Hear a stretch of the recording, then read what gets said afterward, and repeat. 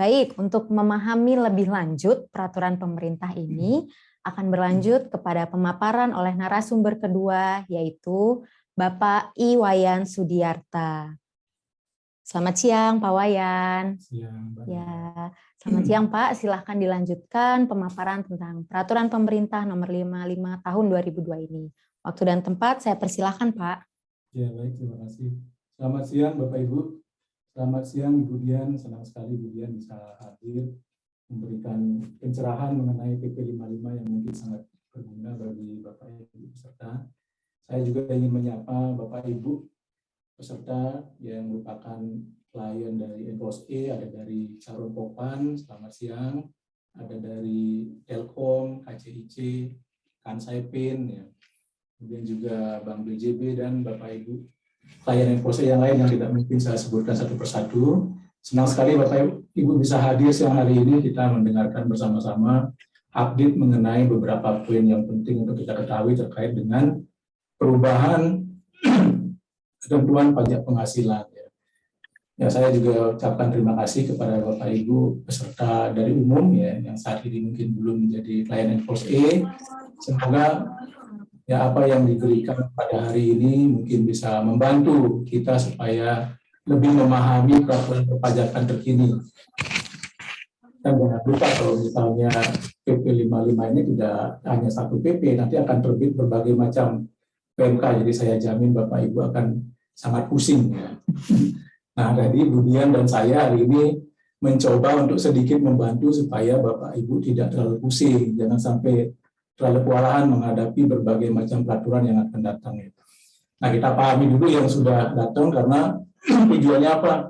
Ya penting kita ada sosialisasi, kemudian juga sering melakukan sosialisasi, dan tujuannya agar wajib pajak masyarakat lebih paham mengenai ketentuan perpajakan. Dengan lebih paham, maka kita bisa memanfaatkan ya. Jadi ada istilahnya ya insentif yang bisa kita manfaatkan ya, jangan sampai kita miss ya.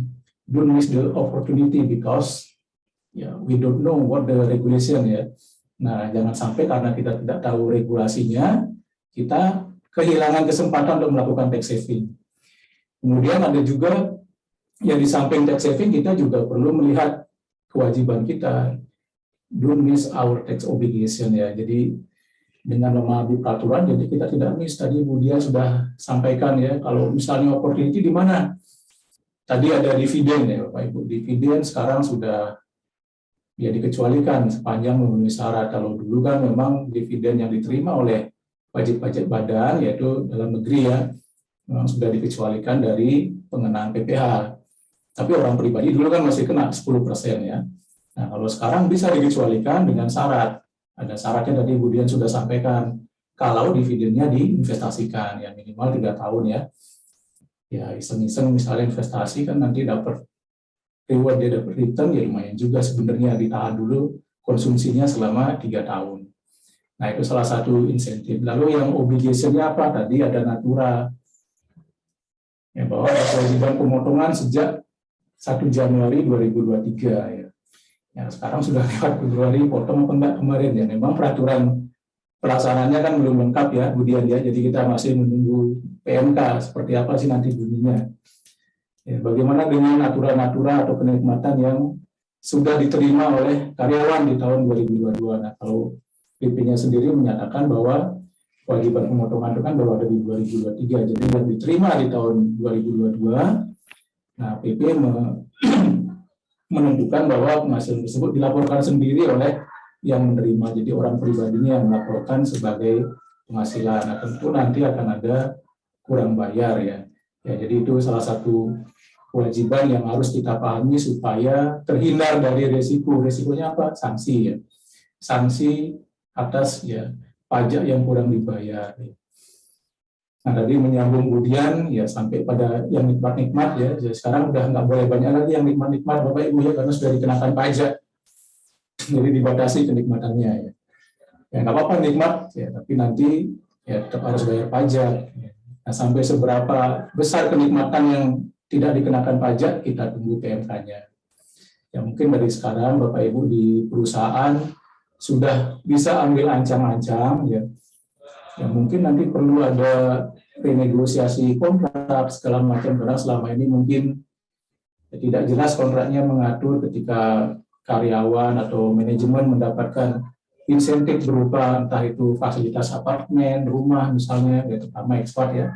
Kemudian juga biaya pendidikan anak di Indonesia, nah nanti perlu diperjelas di kontraknya siapa akan menanggung pajaknya. Nah baik, supaya tidak berlama-lama, supaya kita masih punya cukup waktu untuk tanya jawab, ya kita lanjutkan saja ke topik berikutnya ya. Kemudian tadi sudah menjelaskan mengenai penghasilan dan pengurang penghasilan bruto ya. Jadi ada kalau penghasilan tadi contohnya yang paling mungkin yang signifikan adalah dividen. Kemudian yang pengurang sekarang adalah natura yang lagi hot topic ya. Di mana-mana membicarakan natura ya. Nah, sekarang kita lanjut ke instrumen pencegahan penghindaran pajak ya. Nah, kenapa ada instrumen pencegahan penghindaran pajak ya? Ya tentu pajak ini kan kita tahu sebagai sumber utama penerimaan negara ya. Jadi memang pemerintah sangat berharap pajak ini bisa dipungut secara maksimal. Ya, bayangkan misalnya kalau semuanya diberikan kebebasan ya, pasti semua orang tidak ada yang mau bayar pajak. Sebisa mungkin akan menghindar. Ya.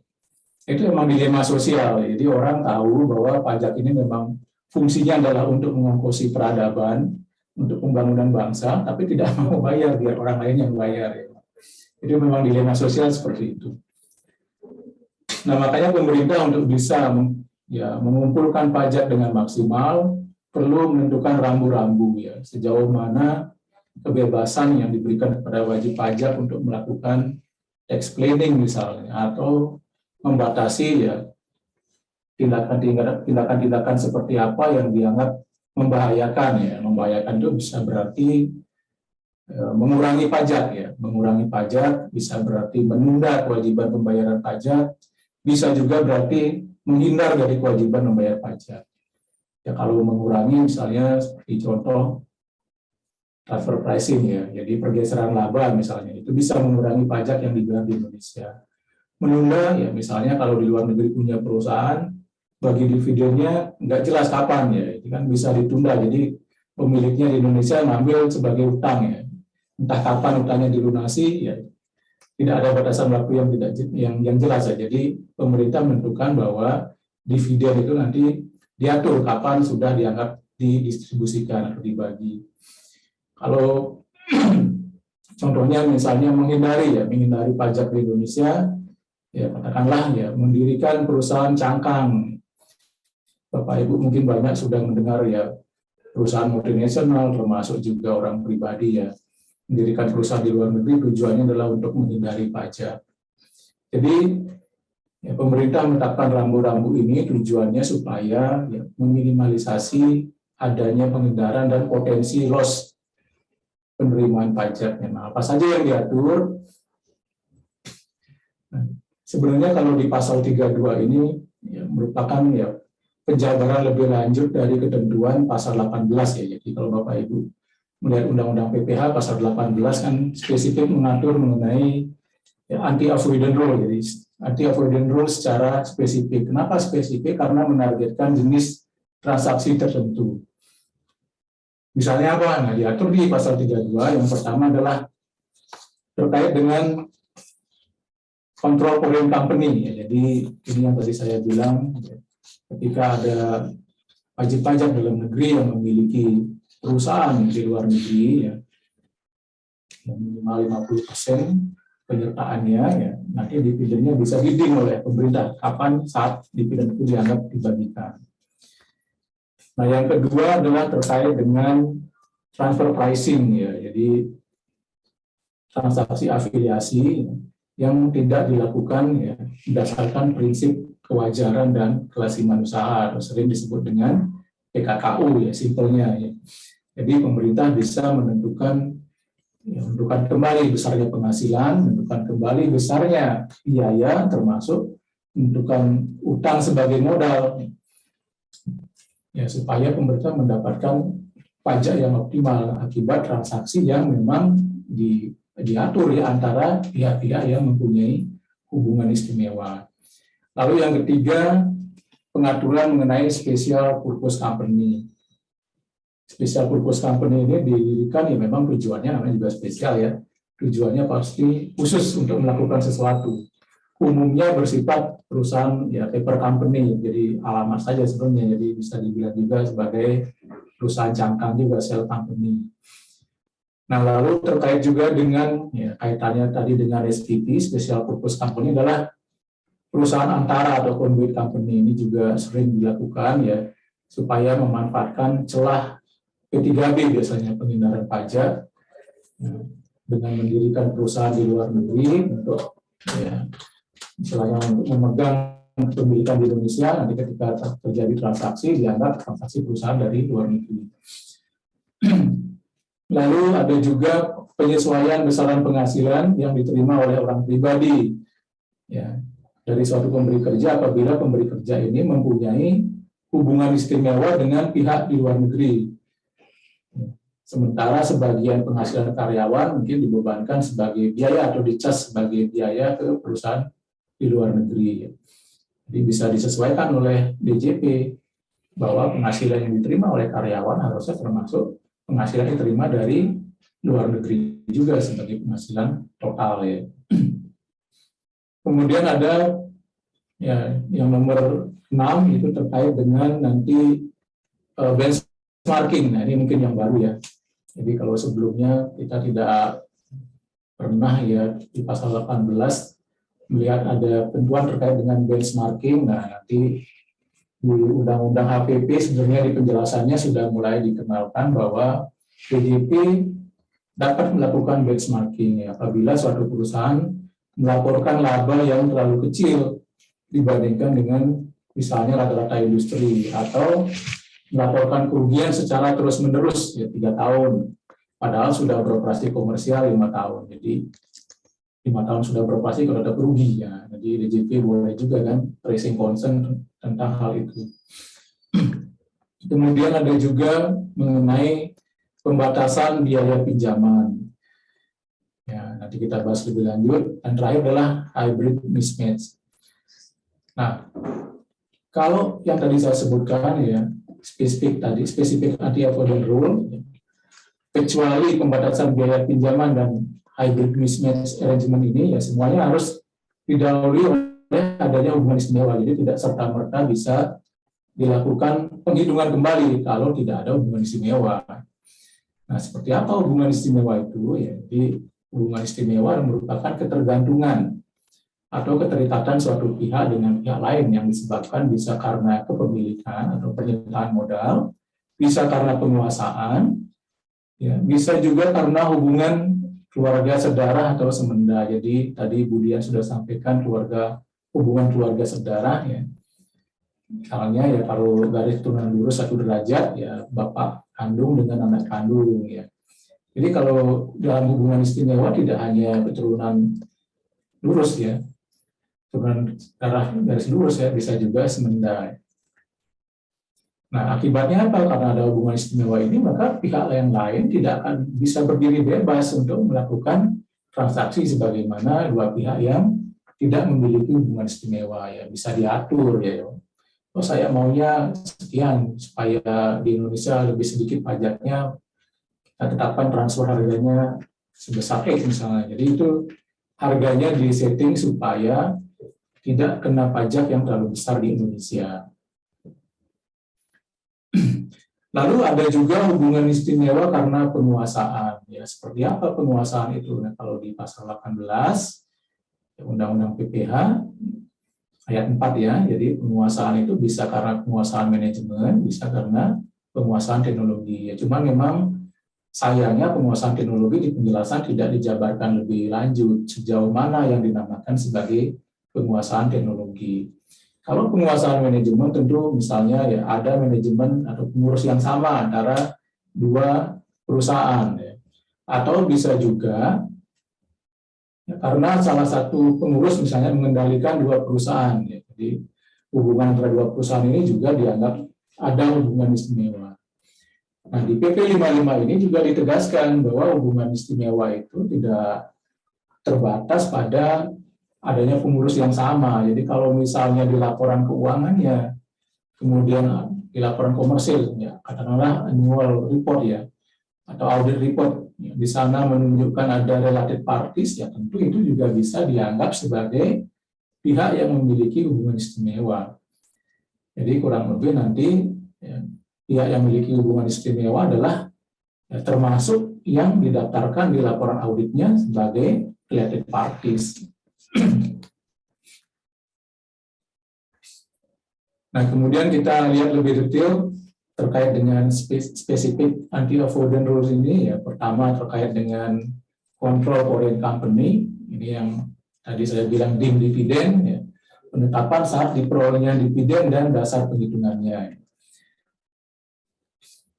Nah, syarat minimalnya yaitu wajib pajak dalam negeri ya, memiliki kurang lebih ya minimal 50% ya, 50% saham ya, penyertaan dari perusahaan yang di luar negeri, baik secara sendiri maupun secara bersama-sama.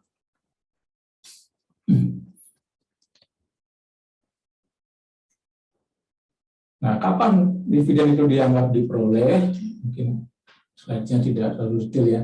Jadi, nah di PP 55 menegaskan bahwa DJP dapat menetapkan dividen itu diperoleh ya, pada akhir bulan keempat setelah ya batas waktu penyampaian SPT tahunan di negara tersebut, berarti ya kan tahun pajak yang bersangkutan ya. Jadi ya kalau misalnya batas waktu penyampaiannya adalah Maret, ya, berarti dividen itu dianggap diperoleh ya akhir bulan keempat setelah penyampaian SPT ya, April, Mei, Juni, Juli, berarti akhir Juli dianggap sudah ada distribusi dividen, jadi harus diakui sebagai penghasilan di Indonesia. Nah, bagaimana kalau di negara asal ya tidak memiliki kewajiban untuk menyampaikan SPT atau tidak ada batas waktu untuk menyampaikan SPT? Nah, PP 55 menetapkan bahwa dividen dianggap sudah diperoleh pada akhir bulan ke-7 setelah berakhirnya tahun pajak yang bersangkutan. Jadi ya sama aja kalau misalnya tadi contohnya akhir tahun pajak 2022 misalnya Desember, ya berarti bulan Juli juga ya, akhir Juli. Nah, ini tadi dirumuskan oleh pemerintah ya supaya tidak ada celah untuk melakukan penghindaran, misalnya ya menarik utang sementara mungkin sudah membagi dividen ya kan. Jadi menunda pembagian dividen sampai waktu yang tidak jelas sehingga penghasilan itu pada akhirnya tidak akan kena pajak di Indonesia, jadi luput kena pajaknya. Tapi Bapak Ibu tidak perlu khawatir karena tadi seperti dijelaskan oleh Bu Dian bahwa dividen kan sekarang mendapat fasilitas ya. Mendapat fasilitas dikecualikan dari PPh. Nah, kalau dari luar negeri kan ada syarat tadi minimal 30% dari laba kena pajak ya harus diinvestasikan atau dibawa ke Indonesia. 30% dari laba kena pajak ya. Laba setelah pajak ya Bapak Ibu ya. 30% dari laba setelah pajak itu harus ya dibawa repatriasi dan diinvestasikan di Indonesia. Dapat fasilitas. Nah, ini mungkin yang bisa Bapak Ibu yang memiliki perusahaan di luar negeri bisa dimanfaatkan. Ini kita bukan menghindar ya, kita memanfaatkan insentif karena insentif itu sudah diberikan oleh pemerintah. Nah, selanjutnya mengenai transfer pricing. Ya, jadi saya tidak akan banyak membahas transfer pricing, ya, karena itu nanti mungkin bisa kita jadikan topik tersendiri yang lebih mendalam ya. Jadi pada intinya, Direktorat Jenderal Pajak itu dapat menetapkan kembali besarnya penghasilan atau pengurangan untuk menghitung besarnya penghasilan kena pajak. Ya. Nah, dalam hal apa? Ya. Kalau misalnya wajib pajak tidak menerapkan PKKU, prinsip kewajaran dan kelasiman usaha. Ataupun misalnya kalau menerapkan PKKU tapi tidak sesuai dengan ketentuan yang berlaku, ya tidak sesuai dengan MK 213 ya tahun 2016. Jadi bisa juga ditentukan ulang oleh pemeriksa dalam ini biasanya ya. Jadi kalau Bapak Ibu diperiksa, nanti dokumen transfer pricing itu harus disiapkan. Jadi mereka akan memeriksa apakah sudah sesuai dengan ketentuan atau belum.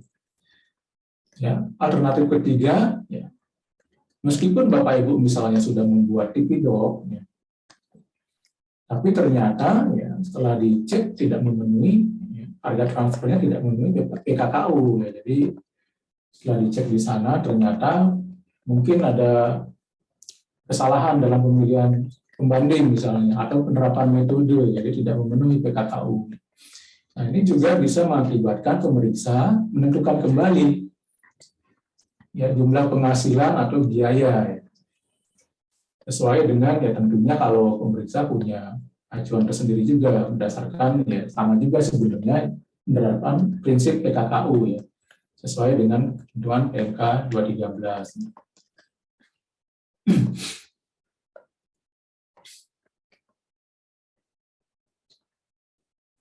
Nah, bagaimana kalau misalnya saya sudah melakukan TP documentation, ya semuanya sudah dilakukan sedemikian ya, detail, teliti, tapi tetap juga masih dikoreksi ya memang kadang-kala di lapangan kita tidak bisa memungkiri akan bisa saja terjadi dispute antara pemahaman oleh wajib pajak dengan pemeriksaan ya.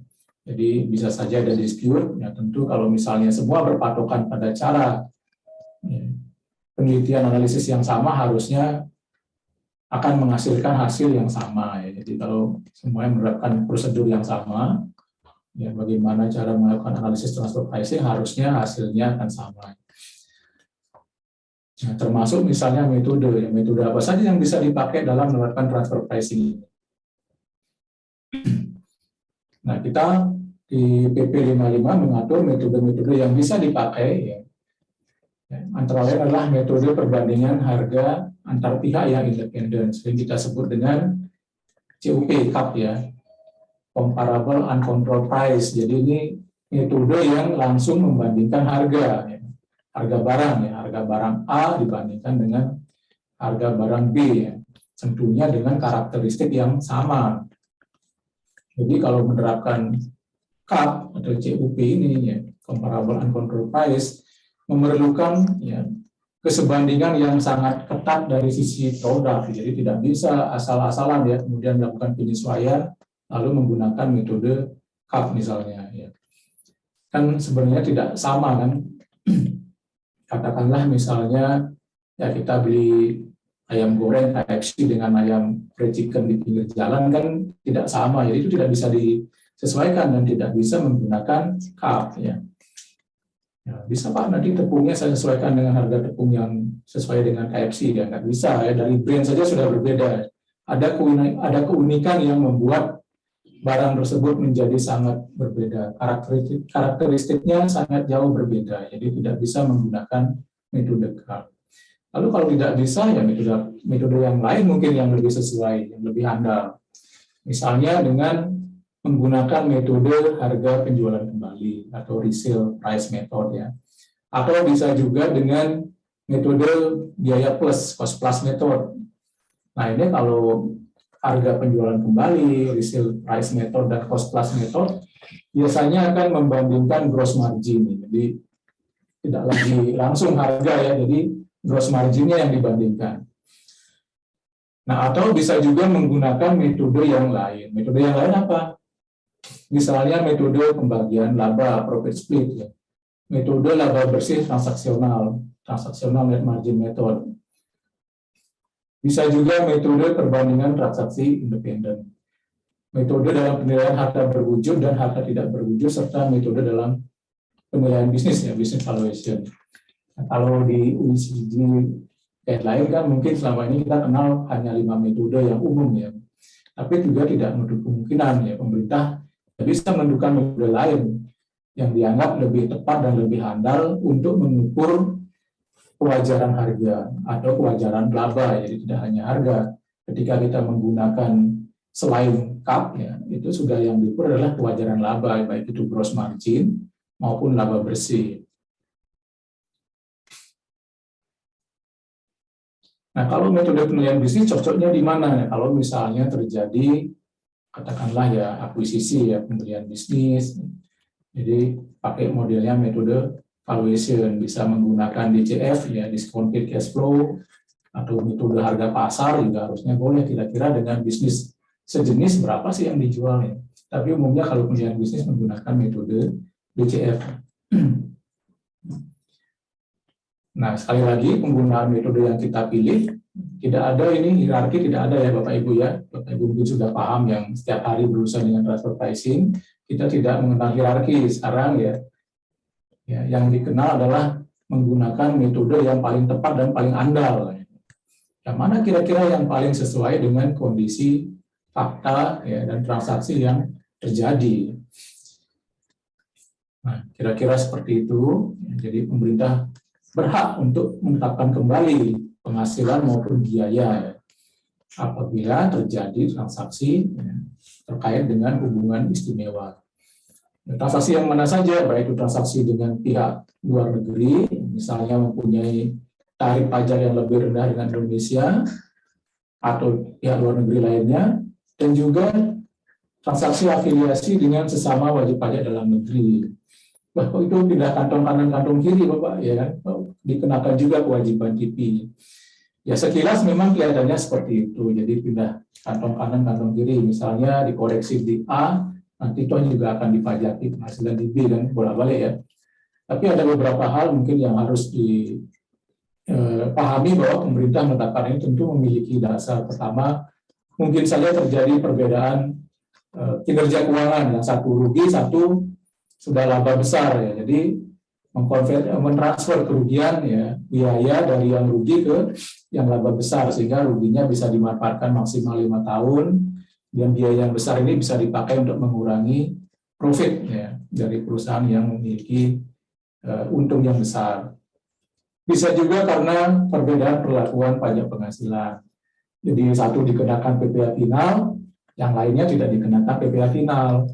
Ya kan saya bisa transfer biayanya ya. Dari yang kena final ke yang tidak final kan mengurangi juga sebenarnya kan. Lalu bisa juga karena perbedaan tarif. Jadi berbagai alasan oleh karena itu diputuskan bahwa kewajiban melakukan analisis atau penerapan PKKU ini termasuk berlaku pada transaksi hubungan istimewa antar wajib pajak dalam negeri. Nah, kemudian dijelaskan di TP 55 bahwa ketika terjadi selisih ya, ini contohnya ya, apabila misalnya ya ada koreksi dari pemeriksa atau misalnya hasil analisis kita sendiri di Pindok kita sendiri menunjukkan harus dilakukan penyesuaian ya. Nah, selisihnya itu dianggap sebagai bentuk pembagian laba. Jadi bisa dibilang sebagai dividen ya, terselubung ya, dividen tidak langsung. Nah, cuman pertanyaannya di sini, kalau dividennya ya sebagai akibat dari penyesuaian PKKU ini, transfer pricing ini, itu masih berhak dapat fasilitas yang dikecualikan apa tidak? Nah, itu yang mungkin nanti kita coba lihat di PMK-nya. Apakah perlakuannya sama dengan dividen seperti pada umumnya dimaksud dalam pasal 4 ayat 3 ya. Selanjutnya kita bahas sedikit mengenai ya anti-avoidance rule terhadap special purpose company. Jadi bisa saja misalnya perusahaan di dalam negeri ya, mendirikan suatu ya, badan usaha di luar negeri, ya, ini wajib pajak dalam negeri mendirikan badan usaha di luar negeri ya, spesial atau yang dikhususkan untuk membeli suatu aset atau membeli saham misalnya. Nah, ini juga diatur oleh pemerintah ya, bahwa PJP dapat menunjuk ya, dapat menetapkan ya, wajib pajak di dalam negeri sebagai pihak yang sebenarnya membeli, bukan SPV-nya. Apabila terjadi ya, pembelian yang tidak memenuhi prinsip PKKU atau terjadi pembelian yang tidak wajar harganya. Nah. Kemudian terkait juga dengan conduit company ya. Jadi tadi pembelian, sekarang penjualan. Ya. Nah, kalau contohnya adalah katakanlah di Indonesia ada BUT ya, ada BUT lalu dimiliki atau induknya holding company-nya atau parent company-nya di luar negeri.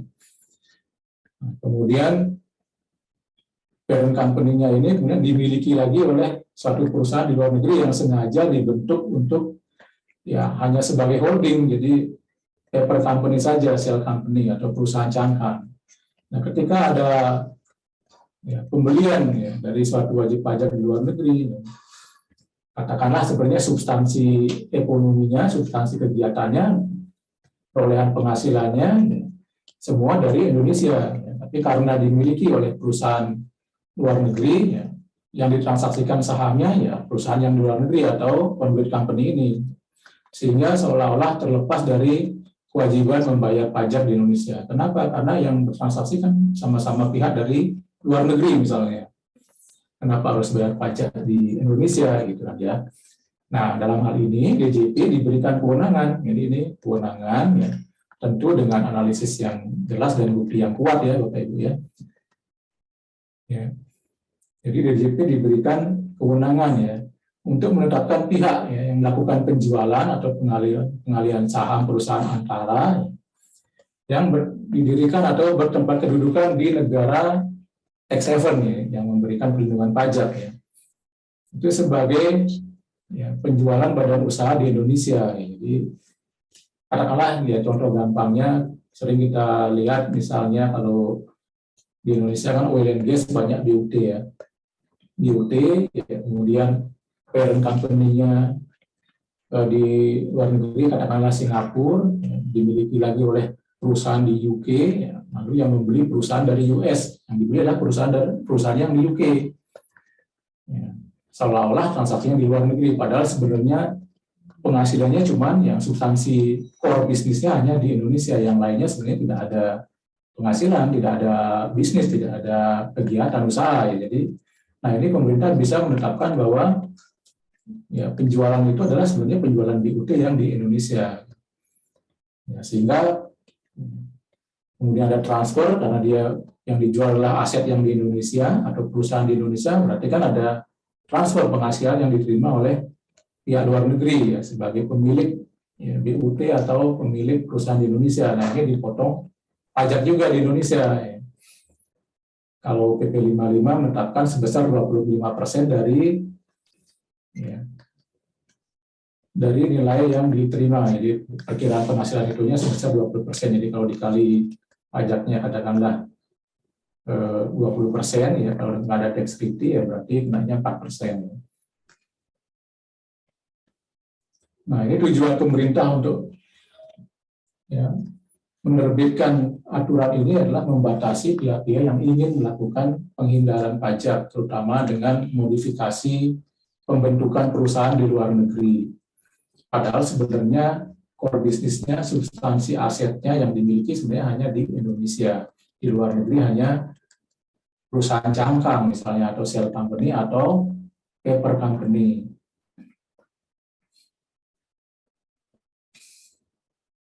Nah, ini tadi yang saya sudah sebutkan, DJP juga berhak melakukan penentuan kembali besarnya penghasilan yang diperoleh oleh WP orang pribadi, sehubungan dengan pekerjaan, kegiatan atau jasa dari pemberi kerja yang memiliki hubungan istimewa dengan perusahaan di luar negeri. Tentunya harus memperhatikan tingkat penghasilan yang wajar. Jadi kadang-kadang misalnya katakanlah ekspat ekspat Jepang, misalnya bekerja di Indonesia, lalu perusahaan yang memiliki hubungan istimewa dengan perusahaan induknya di Jepang, katakanlah atau perusahaan lain di Jepang, sebagian gajinya mungkin dibebankan ke Jepang. Nah, jadi DJP berhak melakukan penentuan kembali besaran penghasilan yang diterima oleh orang pribadi, tidak hanya penghasilan yang diterima dari perusahaan yang berkedudukan di Indonesia. Nah, selanjutnya kita bicara, ini ada yang benchmarking ya. Nah, selanjutnya kita bicara benchmarking sedikit ya. Jadi tadi saya sebutkan bahwa Direktorat Jenderal Pajak juga berhak melakukan benchmark ya. Jadi membandingkan mengkomparasi laba dari suatu perusahaan dengan misalnya rata-rata industri. Kalau ada perusahaan yang sudah beroperasi komersial 5 tahun, tapi tetap rugi 3 tahun berturut-turut misalnya. Nah, ini ada red flag istilahnya. Jadi DJP melihat ada red flag, kenapa perusahaan ini sudah beroperasi komersial 5 tahun tapi masih rugi terus 3 tahun, dan kenapa kok masih bisa terus jalan gitu kan. Ada apa ini? Nah, itu perlu diselidiki lebih jauh. Nah, red flag itu yang menyebabkan kemudian ya dilakukan misalnya tindakan penegakan hukum, misalnya bisa dengan hukum administrasi, dengan pemeriksaan, atau dengan yang lainnya.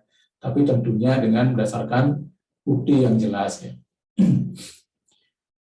Nah, selanjutnya kita membahas ya, mengenai pembatasan biaya pinjaman. Ini terkait dengan tin capitalization dan earning stripping. Jadi tin capitalization itu sengaja ya setor modalnya diperkecil, tapi nanti kalau misalnya perusahaan di Indonesia perlu dana, akan disuntik dalam bentuk utang yang besar. Jadi kenapa suntikannya utang? Karena nanti interestnya, biaya pinjamannya bisa digunakan untuk mengurangi penghasilan bruto, jadi mengurangi pajak tentunya ya, dibanding misalnya memberikan atau menambah setoran modal, kan nanti hasilnya dividen kan tidak bisa mengurangi penghasilan bruto.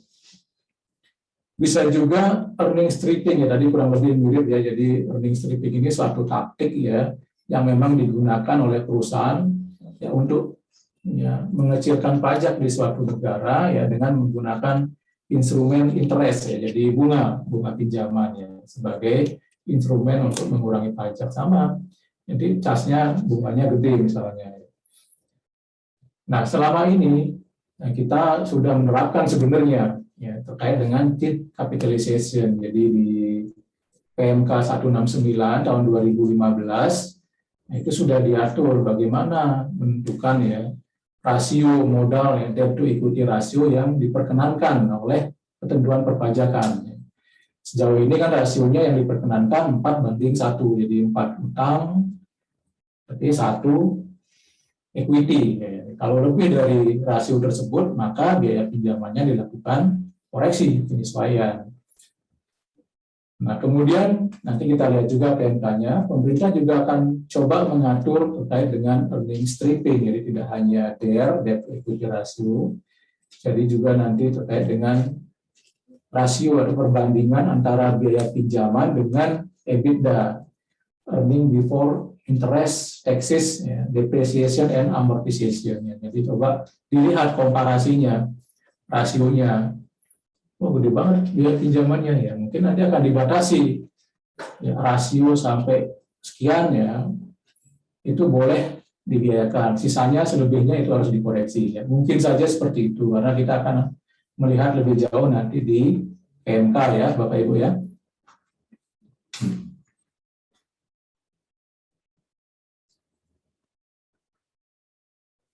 Nah, terakhir tentang spesifik anti-avoidance rule ya terkait dengan penanganan hybrid mismatch arrangement. Nah, apa ini hybrid mismatch arrangement ya? Jadi ini salah satu taktik ya, treaty shopping sebenarnya. Jadi ya, akal-akalan untuk memanfaatkan P3B suatu negara supaya tidak kena pajak atau kena pajak lebih rendah kan gitu ya. Bentuknya ya ini bisa hybrid mismatch arrangement. Kenapa kok mismatch? Karena misalnya di suatu negara dianggap sebagai entitas atau instrumen yang dikenakan pajak, sementara di negara lain dianggap tidak kena pajak, ya kan? Jadi ada mismatch di sana. Ya, ditegaskan di PP 55 bahwa pengaturan atas pembayaran yang tidak dapat dibebankan sebagai biaya ini itu dalam hal wajib pajak luar negeri tidak memperhitungkan pembayaran tersebut sebagai penghasilan yang dikenai pajak. Jadi di Indonesia adalah biaya ya karena di sini dianggap opak ya, jadi bukan transparan. Jadi di sini boleh deductible, ya, biayanya bisa dikurangkan dari penghasilan ketika ditransfer di luar negeri. Ya, ternyata di luar negeri biaya yang di Indonesia ternyata bukan penghasilan di sana, ya kan? Jadi ada di sini deductible, di sana non taxable, jadi deduksi non inklusi, not included as income di luar negeri. Jadi ada mismatch. Kita di sini boleh membiayakan, ya, diberikan fasilitas atau ketentuan boleh membiayakan, sementara di luar negeri penghasilan tersebut tidak dikenai pajak. Nah, kondisi yang kedua adalah menempatkan pembayaran sebagai biaya double, ya, 2 kali pengurangan.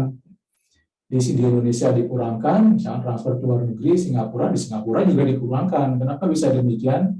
Mungkin saja akibat perbedaan tadi mismatch ya ketentuan di Indonesia sama di Singapura ya. Mana sebagai contohnya misalnya ada yang secara fiskal entitinya dianggap sebagai transparan ya, fiscally transparent entities (FTAs) ya. Jadi perbedaan perlakuan ya. Orang-orang sebenarnya ya memang aslinya ya ultimate beneficial owner-nya ya bukan di Singapura sebenarnya, dia hanya British shopping saja memanfaatkan P3B Singapura Indonesia supaya tidak kena pajak yang besar. Contohnya seperti itu ya Bapak Ibu. Jadi ada dua kondisi ya, jadi ada deduksi non inklusi atau bisa juga karena double deduction ya.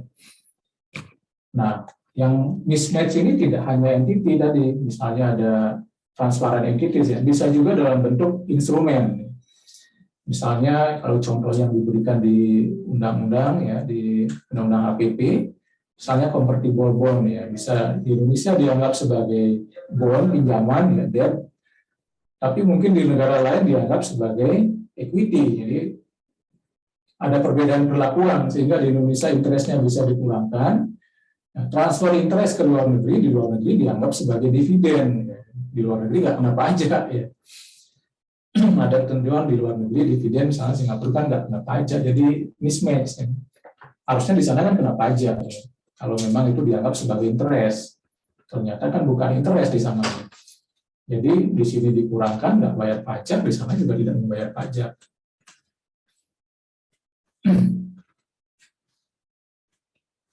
Nah, itu tadi spesifik anti-avoidance rule ya. Saya menyambung sedikit terkait dengan transfer pricing ya.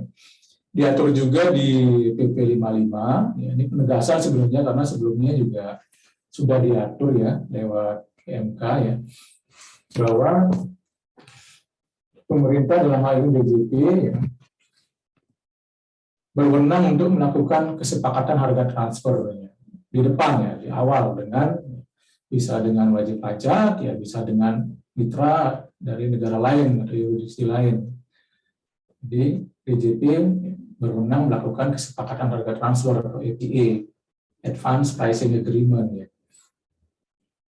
Jadi wajib pajak dalam negeri dapat mengajukan permohonan APA kepada Dirjen Pajak atas inisiatif sendiri ya. Atau juga misalnya bisa juga dengan surat tertulis dari DJP karena menerima permohonan APA dari negara lain, dari wajib pajak negara lain. Oleh karena itu makanya bentuk APA ini bisa unilateral ya antara wajib pajak itu sendiri dengan DJP, bisa sifatnya bilateral apabila melibatkan satu mitra luar negeri atau yurisdiksi luar negeri, bisa juga sifatnya multilateral apabila melibatkan lebih dari satu mitra, negara mitra. Nah, APA ini sebenarnya diberikan kebebasan juga bagi wajib pajak, apakah mau sebagian atau seluruh transaksi afiliasi. Nah, kemudian jangka waktunya juga ya diberikan jangka waktu ya, kalau di undang-undangnya ya sebelumnya juga maksimal 5 tahun, tapi boleh diperbarui ya, 5 tahun bisa diperbarui. Nah, boleh juga rollback. Rollback ini artinya bisa berlaku mundur untuk tahun pajak sebelum tahun pajak pengajuan APA. Nah, kalau sebelumnya dibatasi 3 tahun rollback-nya. Kalau sekarang di PP 55 saya lihat tidak ada batasan waktu. Batasannya adalah sepanjang memang belum daluarsa, itu yang pertama. Yang kedua, belum diterbitkan SKP ya, belum diperiksa tentunya. Kemudian juga ya pada saat pengajuan memang ya tidak dilakukan penyidikan atau menjalani pidana bidang perpajakan. Jadi bisa dilihat juga ya tentunya syarat substansinya adalah syarat materialnya apabila fakta dan kondisi bisnisnya ya itu masih sama kurang lebih tidak jauh berbeda dengan tahun pengajuan APA. Jadi boleh rollback kalau misalnya kondisinya hampir mirip ya, sama-sama ya, misalnya tidak ada perbedaan yang signifikan. Tapi kalau bedanya jauh, situasi bisnisnya sudah berubah ya tentu tidak akan diperkenankan untuk melakukan rollback.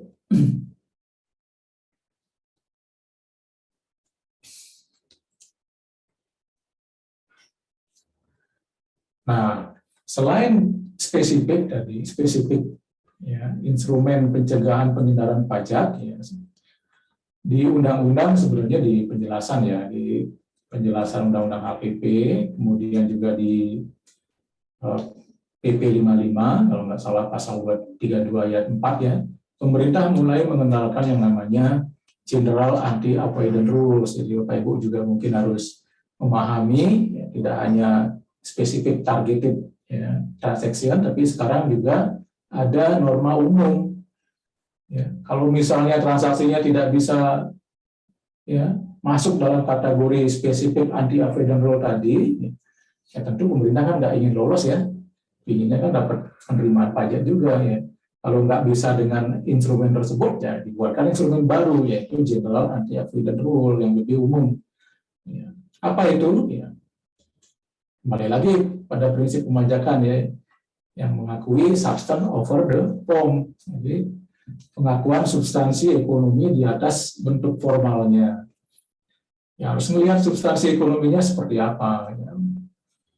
Nah, kalau seperti itu misalnya nanti perusahaan di luar negeri dicek lagi dong ya.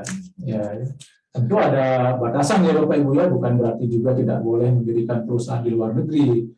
Ya. Kalau memang tujuannya tidak semata-mata pajak, ya tentunya hal itu tidak akan masalah. Tapi kalau tujuan pendirian perusahaan di luar negeri hanya untuk menghindari pajak, nah itu yang jadi masalah. Maka akan berlaku GER ini, ya, akan dites substansi ekonominya. Nah, tentunya menentukan kembali ya, besarnya pajak yang terutang ya harus memperhatikan beberapa hal ya. Yang pertama batasan kewenangan dan prosedur pelaksanaan, dengan kemudian ini juga jadi istilahnya liar dan di lapangan penerapan yang mungkin tidak seragam dan bahkan cenderung pada penafsiran masing-masing, ya akhirnya wajib pajak kan merasa juga dirugikan padahal sebenarnya tidak ada maksud untuk melakukan penghindarannya. Makanya nanti dalam PMK-nya kita akan lihat sejauh mana batasan kewenangan dan prosedur pelaksanaan yang akan ditetapkan. Kemudian kegiatan yang dilakukan wajib pajak masuk dalam cakupan penghindaran pajak. Ya tentunya tadi ya, kalau memang tujuannya hanya semata-mata untuk menghindari pajak di Indonesia, ya tentu pemerintah akan melihat ya, ini sebenarnya fokusnya apa bisnisnya di luar negeri. Ada kegiatan usaha apa tidak, ada substansinya apa tidak.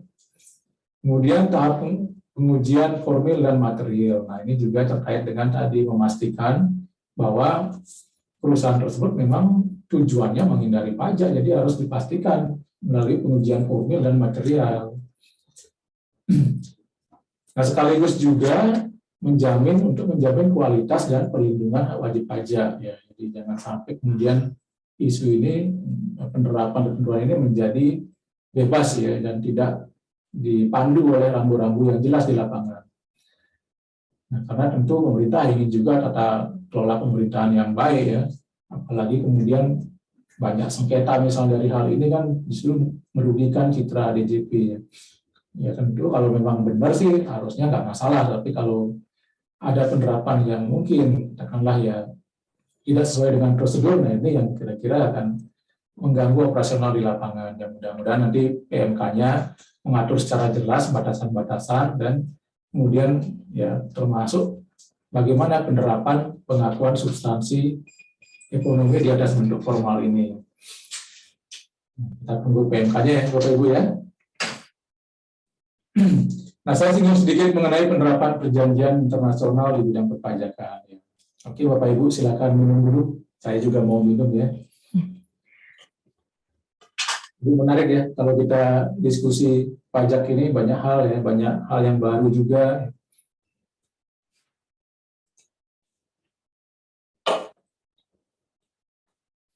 Sepertinya kalau membahas detail satu persatu poin-poin yang ada di PMK 55 ini mungkin tidak hanya cukup satu webinar ya. Jadi mungkin nanti kalau Bapak Ibu memang memerlukan sesi lebih khusus ya, mungkin untuk ya bagi klien-klien mungkin bagi nanti untuk grup usahanya supaya semua memiliki pemahaman yang sama, boleh kami akan meluangkan waktu untuk memberikan ya free lah, ya free sharing ya kepada Bapak Ibu semua ya. Ya saya singgung sedikit melanjutkan tadi mengenai penerapan perjanjian internasional. Jadi ini sebenarnya pelaksanaan dari pasal 32 Undang-Undang HPP bahwa sekarang kan boleh Direktur Jenderal Pajak kan diberikan kewenangan untuk membentuk atau melaksanakan perjanjian atau kesepakatan di bidang perpajakan, baik itu bilateral maupun multilateral. Dalam rangka apa? Tentunya dalam rangka yang pertama bisa penghindaran pajak berganda maupun pencegahan pengelakan pajak. Jadi perjanjian internasional itu seperti P3B, tujuannya bukan hanya double taxation, menghindari double taxation, tapi juga menghindari double non taxation, ya, dan sampai dua-duanya nggak kena pajak. Kemudian pencegahan penggerusan basis pemajakan dan pergeseran laba BEPS, ya, base erosion and profit shifting. Jadi ini juga terkait dengan dinamika global, ya, ya semua negara OECD juga, ya, dengan panduan OECD sekarang semua sudah, ya, inginnya memaksimalkan dan menutup celah bagi penghindaran pajak dengan melakukan, ya, pergeseran laba, ya. Nah, kita juga ikut dalam perjanjian internasional tersebut supaya kita mendapatkan manfaatnya juga. Kemudian pertukaran informasi perpajakan, termasuk bantuan penagihan pajak dan kerjasama perpajakan lain. Nah, mungkin nanti ke depan yang paling ditunggu-tunggu adalah konsensus global terkait dengan, ya, pemajakan ekonomi digital, ya. Jadi tantangan pemajakan akibat digitalisasi ekonomi dan globalisasi, ya. Jadi kita masih menunggu bagaimana penerapan konsensus global yang sekarang yang oleh OECD, ya.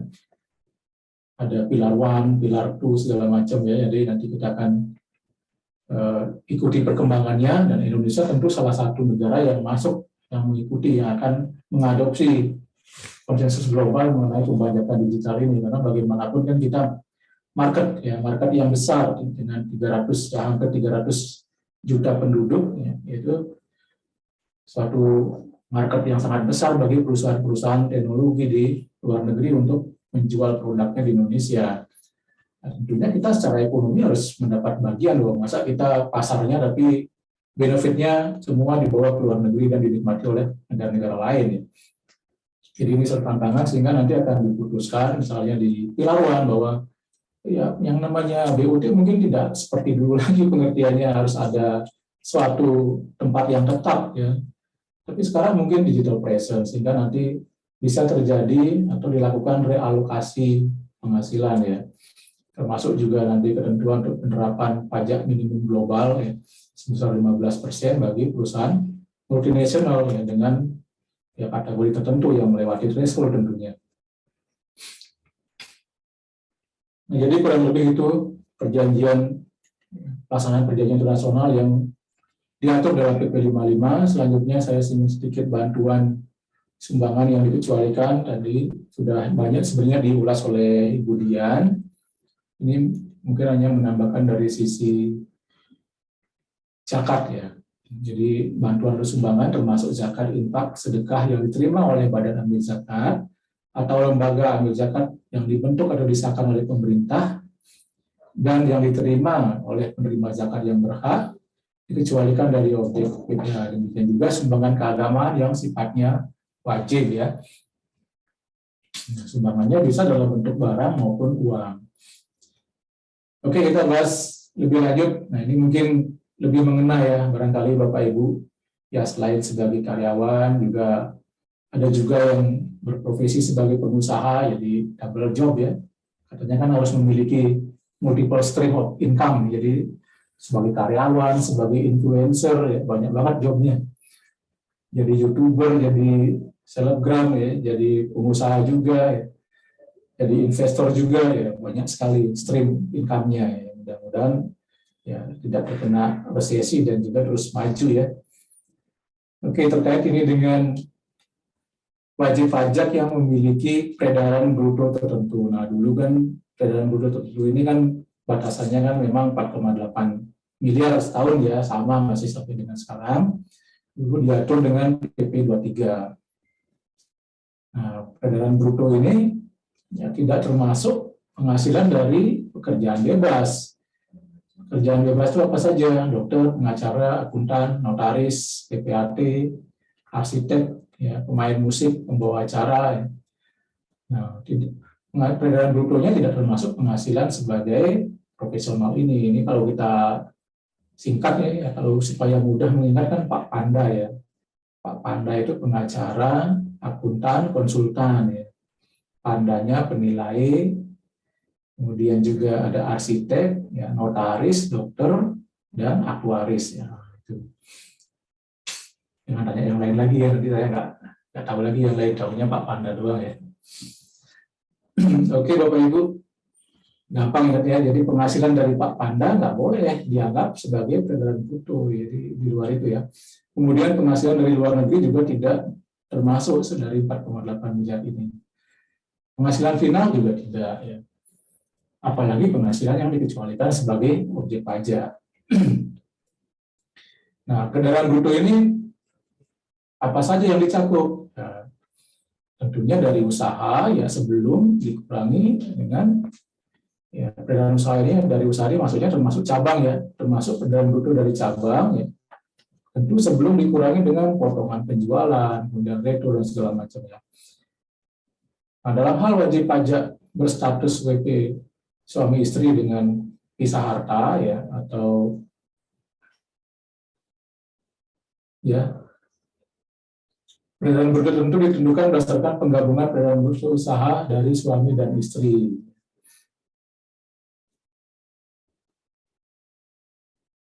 Jadi kalau misalnya sama sebenarnya menganut prinsip pemajakan bagi WPOP ya, kalau suami istri statusnya ya tentu kan digabung ya antara suami istri, termasuk yang pisah harta ya, jadi atau hidup sendiri ya. Jadi tetap penghitungan PPh-nya digabung dulu, nanti tentu pembayarannya sesuai dengan proporsi masing-masing pajak.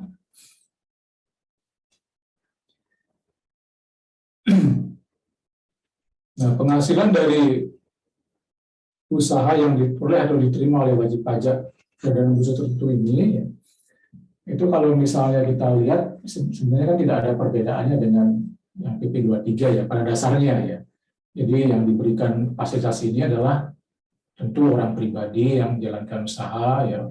Kemudian juga ada CP, firma, koperasi, ya BUMDes juga ya, atau BUMDes bersama, dan PT ya, perseorangan ya. Jadi perseroan perorangan. Jadi sesuai dengan Undang-Undang Cipta Kerja terbaru dengan Perpu 2/2022 juga masih mengatur bahwa orang pribadi diperkenankan untuk membentuk perseroan perorangan. Jadi hanya satu pemegang sahamnya. Nah, jangka waktunya kalau orang pribadi sampai dengan 7 tahun. Nah, kalau CV, firma, koperasi, BUMDes, dan perseroan perorangan itu jangka waktunya 4 tahun. Sementara PT hanya 3 tahun. Jadi ya, PT wajar 3 tahun dia dianggap sudah harusnya lebih mapan, lebih established. Ya. Lagi pula kan PT ini kan adalah badan hukum tersendiri, harusnya dia sudah dibekali dengan perangkat yang bisa mengurus kewajiban legalnya sendiri ya, termasuk administrasi. Nah, bagaimana kalau misalnya Bapak Ibu tidak mau menggunakan ya ketentuan ini, kenakan PPh final ya. Jadi kalau WP yang memiliki peredaran bruto tertentu ya setahun tidak melebihi 4,8 dikenakan kan PPh final, tarifnya 0,5%, setengah persen. Tapi kalau Bapak Ibu misalnya tidak mau menggunakan ya, ketentuan ini, maka bisa memilih untuk dikenakan ketentuan umum. Caranya gimana? Caranya dengan menyampaikan surat pemberitahuan ya, ke kantor pajak. Jadi ya, kalau misalnya sudah menyampaikan pemberitahuan, tidak akan dikenakan lagi PPh final, tapi dikenakan ketentuan PPh umum. Jadi harus melakukan pembukuan. Ya. Demikian juga ya WP badan yang memperoleh fasilitas ya. Ini sebenarnya perusahaan besar, mungkin di awal kan ya omsetnya tidak besar ya Bapak Ibu ya.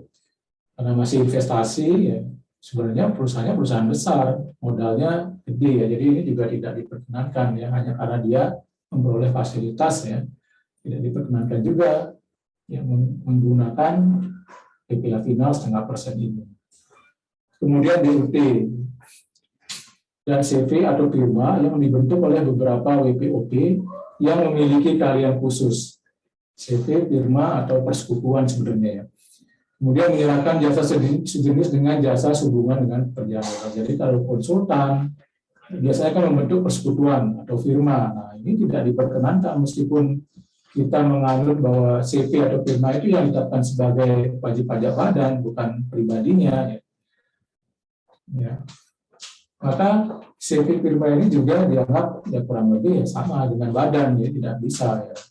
Badan yang melakukan pekerjaan bebas artinya kan tidak bisa memanfaatkan fasilitas ya, PPh final untuk kendaraan bruto tertentu.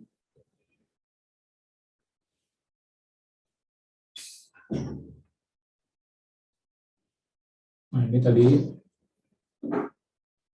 dikenakan PPh final 0,5% dari kendaraan bruto. Jangan lupa Bapak Ibu, khusus yang BPOP pengusaha ya, ada bonus, ya, ada bonus lagi. Ya. Ada bonus kendaraan bruto sebesar sampai dengan 500 juta dalam 1 tahun tidak dikenai PPh. Jadi tambahan bonus dari pemerintah ini. Ya, dapat 500 juta lagi dalam setahun tidak dikenakan pajak, lumayan ya Bapak Ibu ya. Ini khusus untuk BPOP, jadi kalau tadi perseroan terbatas berarti tidak berhak menggunakan tambahan bonus yang 500 juta ini. Ini khusus untuk BPOP. Nah, selanjutnya mungkin nanti akan diatur oleh PMK. Jadi kita tunggu PMK-nya. Kurang lebih ya sama lah perlakuannya dengan PP 23 kemarin di Bapak Ibu, hanya sekarang ditambahkan bahwa yang berhak juga memanfaatkan fasilitas ini adalah ya perseroan perorangan ya, jadi PT perorangan. Kemudian yang kedua adalah BUMN desa ya, BUMDes. Ya, termasuk ada tambahan bahwa nanti BPOP pengusaha dapat bonus ya sampai dengan 500 juta dalam setahun juga tidak dikenai PPh. Itu tambahan-tambahannya. Nanti selanjutnya kita akan lihat bagaimana pengaturan lebih detail ya, di PMK. Nah, terakhir kita bahas sedikit terkait dengan penurunan tarif PPh bagi wajib pajak badan dalam negeri yang berbentuk perseroan terbuka. Jadi PTTBK ini ya, jadi PTTBK diberikan fasilitas penurunan tarif PPh sebesar 3%. Ya. Jadi 19% jadinya. Sepanjang memenuhi syarat tertentu ya. Syaratnya minimal ya 40% jumlah saham yang disetor diperdagangkan di bursa. Syarat yang lainnya adalah ya, misalnya tertentunya saham harus dimiliki oleh paling sedikit 300 pihak. Nah, masing-masing pihak hanya boleh memiliki saham kurang dari 5% dari keseluruhan saham yang ditempatkan dan disetor penuh. Nah, kondisi ini harus dipenuhi paling singkat 183 hari dalam jangka waktu 1 tahun pajak. Nah, bagaimana DJP tahu bahwa ini memenuhi? Ya, tentu harus dilakukan pelaporan ya, penyampaian laporan oleh wajib pajak kepada DJP.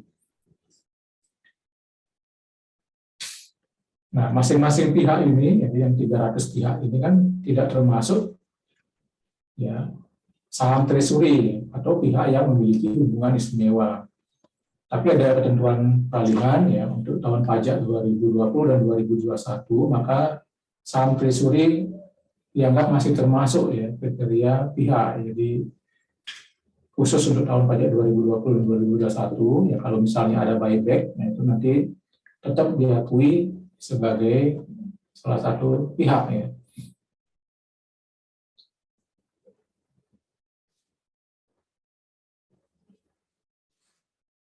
Nah, pelaporan seperti apa? OJK menyampaikan daftar WP yang memenuhi persyaratan. Tata cara penyampaian laporan oleh WP dan daftar WP perseroan terbuka oleh OJK diatur selanjutnya nanti dalam peraturan Menteri Keuangan. Nah, kurang lebih itu Bapak Ibu yang dapat kami sampaikan. Semoga bermanfaat. Ya, paling tidak membantu Bapak Ibu memahami hak dan kewajiban perpajakannya sesuai dengan ketentuan yang terbaru. Ya, ada beberapa hal yang baru tadi, memang sebagian sudah diatur dulu dalam ketentuan yang lama, tapi perlu juga kita perhatikan apa saja yang berubah supaya jangan sampai kita tadi miss the opportunity to make tax saving ya. Dan yang kedua, miss ya, our obligation, ya, miss our compliance. yang akhirnya akan membuat kita memiliki risiko pajak yang lebih besar, kena sanksi segala macam. Nah, saya ingin menyampaikan sedikit kepada Bapak Ibu bahwa sebagai bagian dari mungkin pengabdian kami dan juga membantu Bapak Ibu dalam melaksanakan kewajibannya, ya kami bulan Maret dan April mengadakan sesi tax help, ya. Jadi kami membuat program ya, bulan SPT tahunan, ya. Jadi bulan Maret dan April kami akan membuka layanan konsultasi secara gratis bagi Bapak Ibu terkait dengan penyampaian SPT tahunan PPh orang pribadi maupun SPT tahunan PPh badan. Jadi monggo jangan sungkan-sungkan, silakan berkonsultasi. Nah, caranya gimana? Nah, cara dulu ya. Cara, jadi nanti kami akan memberikan konsultasi dengan melakukan konsultasi langsung ya. Nah, ini lewat Zoom ya Bapak Ibu, jadi tidak konsultasi langsung, artinya kita tidak mendatangi tempat Bapak Ibu, jadi ini lewat Zoom. Ya, jadi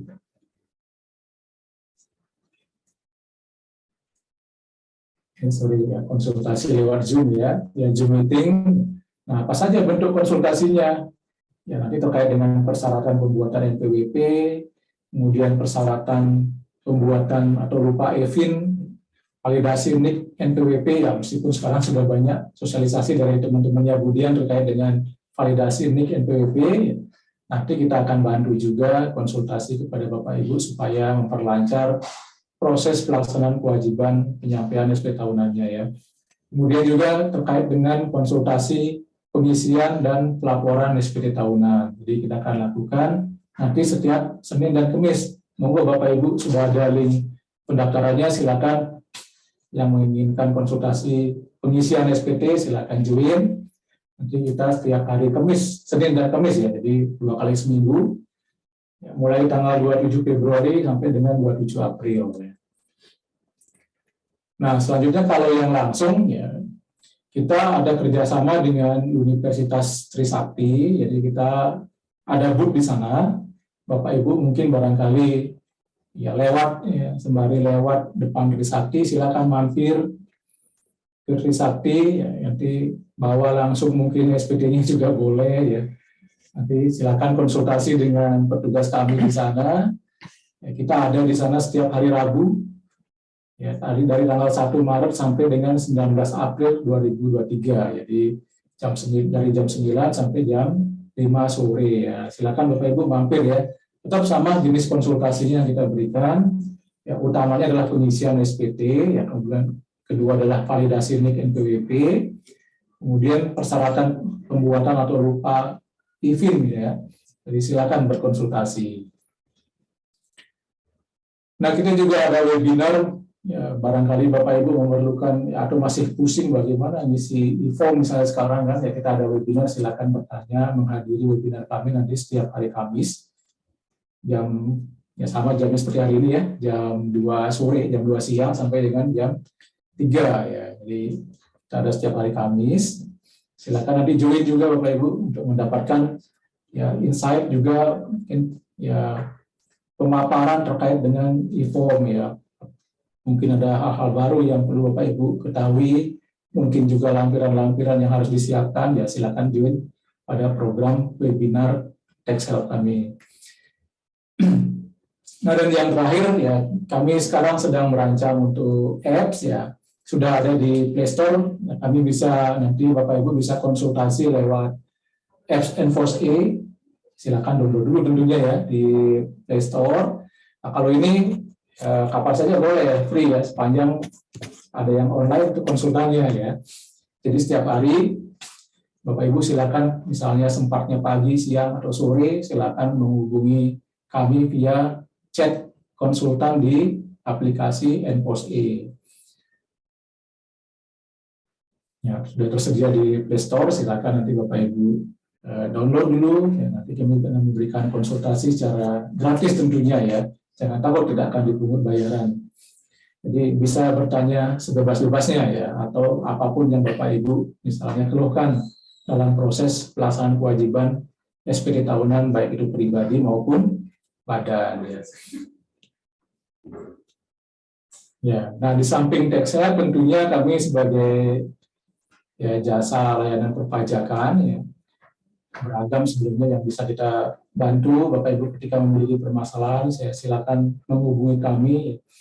Kita mencoba memberikan solusi-solusi yang praktikal dan implemented di lapangan Tujuan utama kami bagaimana wajib pajak bisa mendapatkan hasil yang baik tentunya dengan mematuhi peraturan-peraturan perpajakan dan ketentuan lain yang berlaku di Indonesia secara profesional dan clean Jadi kita melakukan sesuatu dengan baik dan kredibel Semoga Bapak Ibu mungkin nanti ketika ada permasalahan di bidang perpajakan, kemudian perlu bantuan kita melakukan tax review, atau mungkin sekarang sudah bukan zamannya lagi istilahnya tidak aware dengan pajak karena situasinya sudah berubah Bapak Ibu. Kalau kita perhatikan kan sekarang pajak ini new normal New normal itu bukan pandemi aja, new normal kebiasaannya. Sekarang pajak juga new normal Jadi reformasi kebijakan berjalan terus, banyak hal-hal baru Kemudian juga DJP juga sedang melakukan perbaikan supaya semua data segala macam tercapture Nah, mungkin Bapak Ibu perlu mulai aware dengan kewajiban perpajakannya, jangan sampai jadi time bomb, jadi bom waktu. Sekarang nggak aware, tiba-tiba suatu saat diperiksa atau kena tagihan, kena SKP besar, tidak mampu bayar, disandra.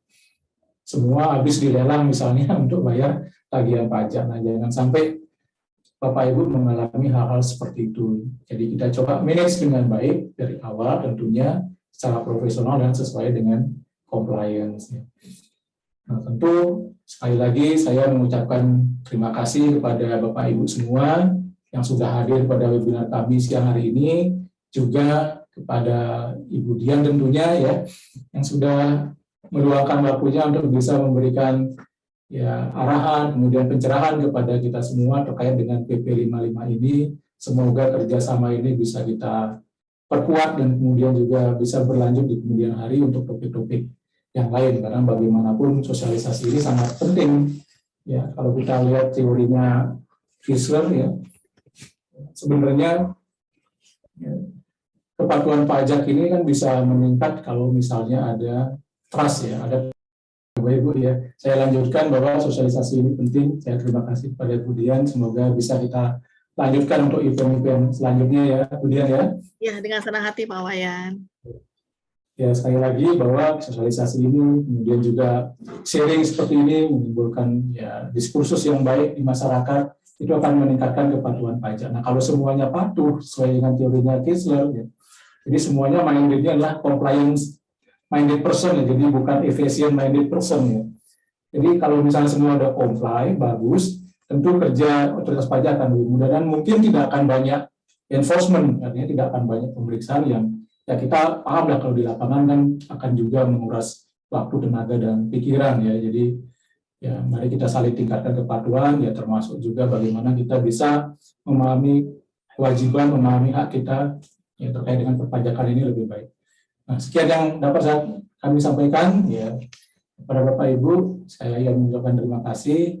Wassalamualaikum warahmatullahi wabarakatuh. Selamat sore Bapak Ibu. Selanjutnya saya serahkan kepada Mbak Dea. Baik, terima kasih Pak Wayan untuk pemaparan yang lebih lanjut. Terima kasih juga kepada Ibu Dian. Senang sekali tentunya pembahasan topik webinar kita kali ini sangat menarik dan tentunya juga sudah menggugah pertanyaan dari Bapak Ibu peserta webinar.